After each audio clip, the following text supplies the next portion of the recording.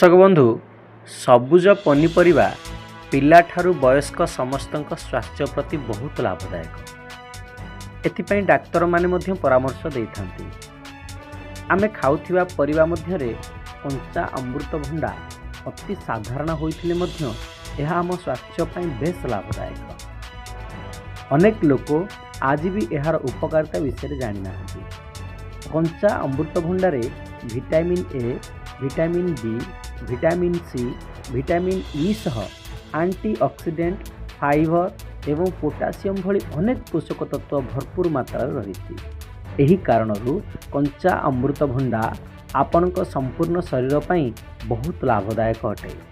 अनेक समय कंचा भंडार जूस प्रस्तुत करी पीवाकू मध्य डाक्तर परामर्श देइथांती। तेबे कंचा अमृतभंडार जूस पीवा द्वारा आपणक शरीर केउं सब लाभ मिलता है आसंतु जानिबा।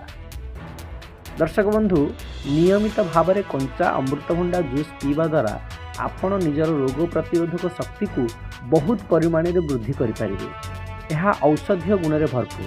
तेणु जदि निजक रोगमुक्त करने को चाहते तेबे कंचा अमृतभंडार जूस पीवा आरंभ करंतु। कंचा अमृतभंडार जूस पीवा द्वारा आपणकर अंतनळीर स्वास्थ्य बहुत परिमाण उन्नत होता है।